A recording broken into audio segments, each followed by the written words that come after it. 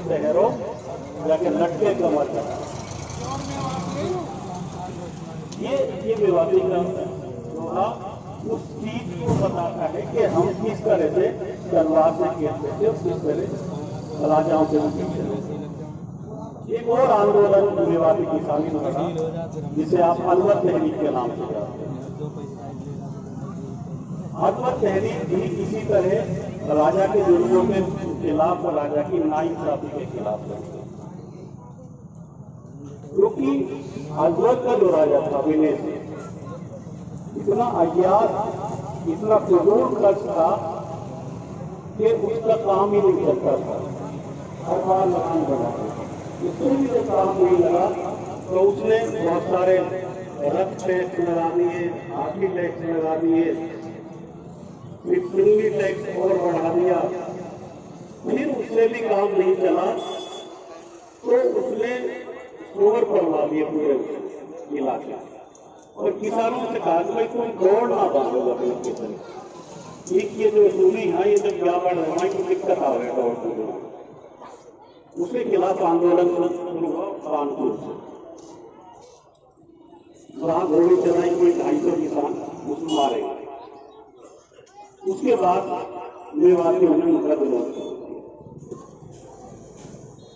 और वो आंदोलन 2 साल चला। अभी बात को 85 दिन 1931-32 2 साल तक वो आंदोलन चला।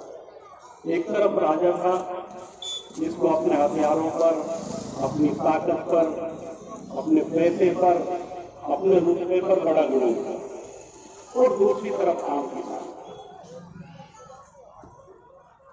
चौधरी यासीन खान जब वहाँ राजस्थान में रोटी पड़े थे वो उस टाइम नहीं थे, तो उन्हें पता चली कि भाई चौधरी यासीन का पढ़ा लिखा है, दूसरे मिले, ये वहाँ गए।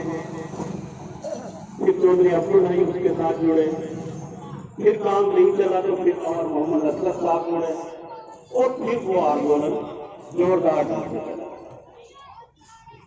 और बात वहीं आ गई। तो अब आप कह रहे हो कि या तो ये कानून वापिस होंगे, नहीं तो हम नहीं वापिस नहीं होंगे।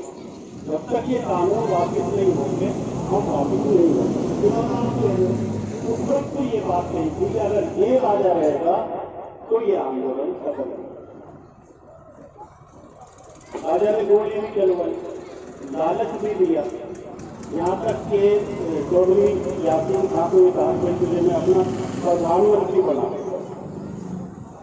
नहीं माने तो गोली को चलाए।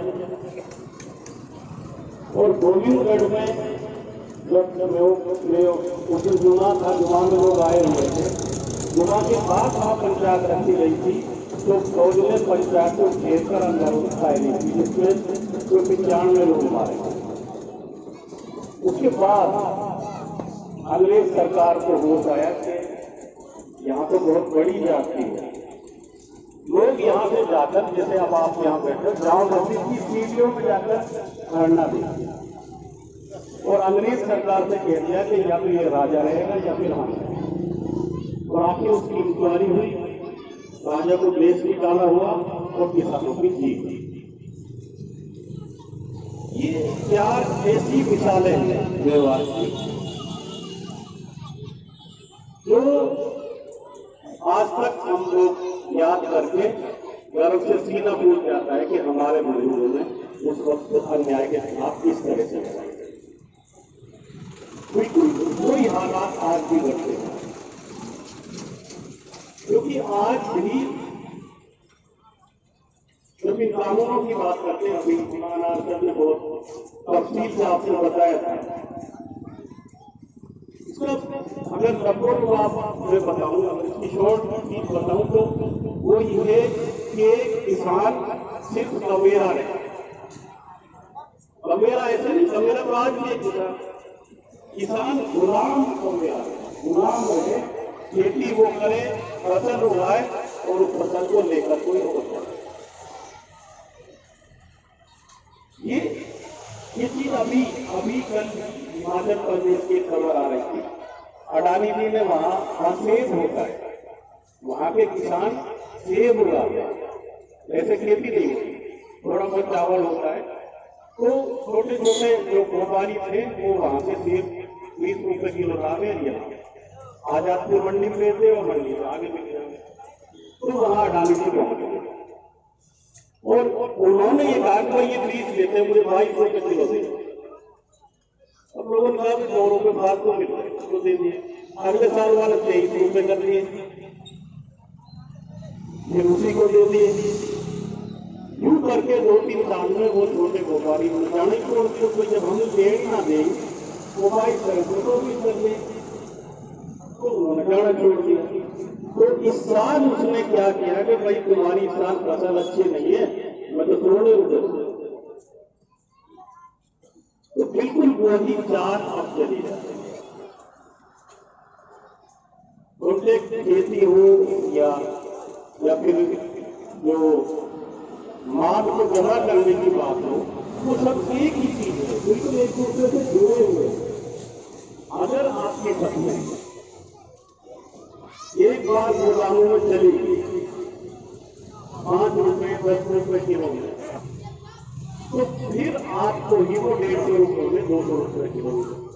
अब बहुत इंटरेस्टिंग कल एक फोटो आ रहा था, वो बड़ा अमेज़न एक कंपनी है, इसको आप मोबाइल से ऑर्डर कर दो, वो चीज आपको भेज दे। मैं भी रोजाना किताब मंगाता, एक आध पार्सल रोजाना है, तो उसमें ऊपड़े का रेट पता है कितना है?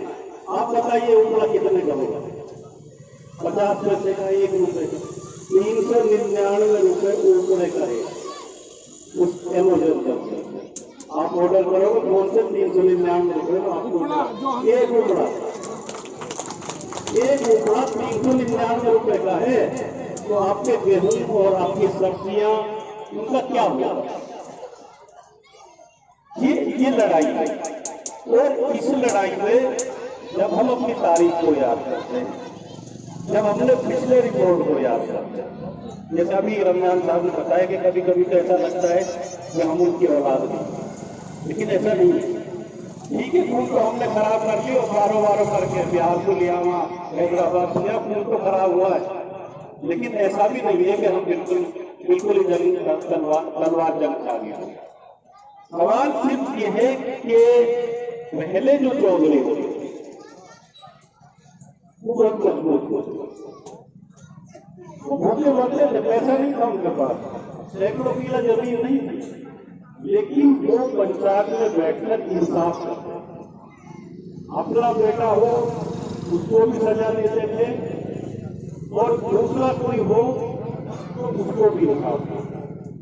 ऐसी बहुत सारी मिसालें मेवात में हैं कि मुसलमानों ने हिंदू के फेवर में, हिंदू ने मुसलमान के फेवर में, इंसान उनको सच्चाई के साथ जोड़ाई। ऐसी बहुत सारी मिसालें देखते हैं। ये बड़ोड़ा का बनवारी लाल देवी का बच्चा था, उसकी लड़की का कोई मामला था, उस लड़की को उठा ले गए मेवों के, पंचायत हुई और मेवों ने ये कहा कि भाई लड़की हम ला जाए, लड़की को ढूंढा लाए और उन दोषियों को पंचायत में सजाए। ये तो होता है इंसाफ। और अगर हम जोड़ करते हैं उस बात को तो फिर ये इंसाफ नहीं होगा, इसकी इस्लाम कहीं जा जाएगी। आपको एक और किस्सा में सहारनपुर का है जो व्यवहार का नहीं है, लेकिन वो भी इसी तरह का दिखता है कि एक जगह पर हिंदू और मुसलमानों में झगड़ा हो गया। हिंदू लोग कहें कि ये तो मंदिर की जगह थी और मुसलमान लोग कह रहे थे भाई ये हमारी जगह। अंग्रेज जब था वो परेशान, तो दोनों तरफ धर्म उठाने को तैयार है, फैसला किसका करा? उसने कहा भाई तुम एक बात बताओ, तुम दोनों पक्ष कोई ऐसा आदमी है इस जिले में जिस पर दोनों पक्ष सहमत हो कि भाई यूं जो आदमी गिरो यूं सही है? तो मुफ्ती रहीम बख्श जो हजरत जी के खानदान, उनका नाम हिंदुओं ने लिया। अगर वो गवाही दे दे तो हम मान लेंगे मुसलमानों की। तो हिंदू नाम ले मुसलमानों को ऑब्जेक्शन निकाल अब मुफ्ती साहब के पास है तो क्यों कि मैंने तो अंग्रेज का मुंह देखने की कसम था। 1857 जब ये गुजरा था, उसके कुछ दिन बाद की बात थी, तो बहुत नाराजगी थी अंग्रेजों के खिलाफ। तो उन्होंने कहा मैं अंग्रेज का मुंह देखूंगा, मैं नहीं। उन्होंने जब को बता दी कि वो तो नहीं आ रहे, उनसे ऐसे ऐसे कह रहे। मैंने कहा भाई ऐसा करो, तब पर्दा डाल दो, पर्दे को उधर को उसके साथ खड़े हो जाएंगे, इधर न गए। ठीक है, फैसला हो गया। मुफ्ती साहब आए, पर्दे के नीचे खड़े हो गए। किसकी जमीन है? मुफ्ती साहब ने सारी हिंदुओं की जमीन है, मंदिर इस्लाम ये इस्लाम की जो शिक्षा है, इस्लाम का जो तरीका है, इस्लाम का जो मसावत का तरीका है, वो ये है कि चाहे वो कोई भी हो, जो दोषी है उसको सजा दो और जो सच पे है उसको ईमान। अल्लाह के नबी ने जो आखिरी खुतबा दिया उसमें यही चीज तो है, उसमें यही तो कहा है कि आज आदमी का आदमी पर, पुराने का गोरा पर, अमीर का गरीब पर कोई हक नहीं है, कोई बड़ा नहीं है, सब बराबर। और जब सब बराबर हैं तो सबको इंसाफ भी मिलना चाहिए। वो हदीस जो है कि अगर तुम्हारा पड़ोसी भूखा सोता है तो मैं क़यामत के दिन तुम्हारे खिलाफ उसके पक्ष में गवाही दूंगा। उसमें ये थोड़ा ही कहा है कि तुम्हारा मुसलमान पड़ोसी या तुम्हारा हिंदू पड़ोसी, सिर्फ पड़ोसी कहा है। अब वो पड़ोसी कोई भी हो सकता है। ये जो मसावत की जंग है आज ये भी बराबरी की जंग है। और आज ये जो लोग आज जरूर कर रहे हैं, जो लोग आज ताकत के नशे में ये कह रहे हैं कि हम अपनी बात से कभी पीछे हटते ही नहीं, ये जंग उसके खिलाफ। तो इससे बड़ी नाइंसाफी कोई हो नहीं सकती। एक आदमी आप किसी की जोर को नहीं ले रहा तो क्या जबरदस्त देखने में तो वही, जब किसान नहीं ले रहा तो उसमें ये बात कहां से आ गई कि भाई हम इसमें अमेंडमेंट कर देंगे या हम तो तुम्हारी भलाई के लिए दे रहे हैं, तुम्हारी आमदनी 1.5 गुना हो जाएगी, 2 गुना हो जाएगी, कैसे हो जाएगी कोई समझा दे। मौलाना एमएसपी की बात कर रहे हैं, जो स्वामीनाथन आयोग है उसने ये आइडिया दिया कि खेती पर जो किसान का खर्चा होता है उसका जब तक 1.5 गुना कीमत नहीं दी जाएगी तब तक किसान को फायदा नहीं हो सकता, तब तक किसान खुशहाल नहीं हो सकता। और उसका एक उन्होंने फार्मूला दिया था, A2 जमा FL बराबर में C2। A2 का मतलब है कि खाद, बीज, कीटनाशक, मशीन, वो सबकी उनकी कीमत, उसमें जमा करो फैमिली FL, मतलब फैमिली जो परिवार है, फैमिली लेबर, परिवार की मजदूर, परिवार की मजदूर में जुताई, बुआई, ढलाई सब वो सब मिलकर जो बनेगा वो आपका खर्चा है। उसका 1.5 गुना फिर आप वो MSP रख दी जाए तब किसान का पूरा पड़ता है। ये फार्मूला है, उसकी कोई बात नहीं करता। सब ये कहते हैं MSP रहेगी, MSP की MSP है, MSP रहेगी। क्या रहेगा MSP को ये तो समझा दो, MSP तुम दे क्या रहे हो। जब हम तोले को खर्च कर रहे हैं, तोले को तुम दे रहे हो या 2.5 तोले से दे रहे हो, उसमें क्या है। हमारा तो किराया इससे ज्यादा लग जाए यहाँ से वहां। तो ये लड़ाई है, ये जंग है। और इतनी जो लंबे गुफ्तगू आपसे की है सिर्फ इसलिए कि हम कमजोर नहीं हैं। और जो बात कही जाती है कभी कभी हम भी सोचते हैं कई बार, जो कुछ हसन खां मेवाती ने किया, जो कुछ राव माला ने, राव पेमट ने किया, जो कुछ और हमारे बुजुर्गों ने किया, वो हम क्यों नहीं करते। हम भी वही करते। फर्क सिर्फ इतना होता है कि आवाम जो है वो ऐसी होती है, उसे तो खाने कमाने से मतलब है, पेट भरने से मतलब है।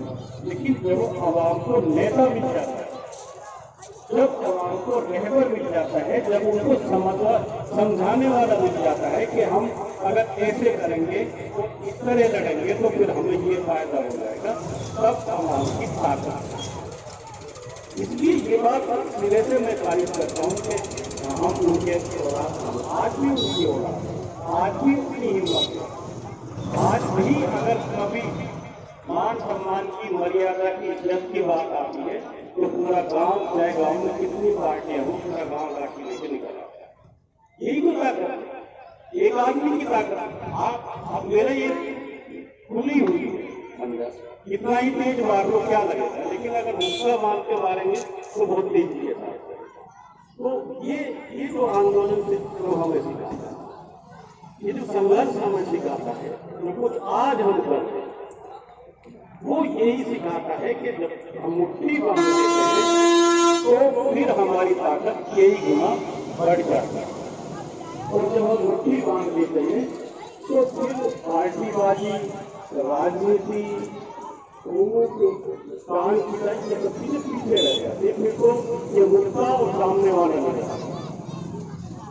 उसके लिए संघर्ष किया जा रहा है, उस ताकत को बनाने के लिए कि अगर हम सब लोग मिलकर कंधे जोड़कर लड़ेंगे, कदम से कदम मिलाकर आगे बढ़ेंगे, तो फिर कोई कितना ही बड़ा राजा हो, कितना ही बड़ा सत्ताधीश हो, कितना ही बड़ा ताकतवर आदमी हो, उसकी ताकत छिन-छिन हो जाती है। आपके सामने कन्नौज का उदाहरण है कि किस तरह लोगों ने लाठियों से मार दिया था जब उसका बुरा वक्त है।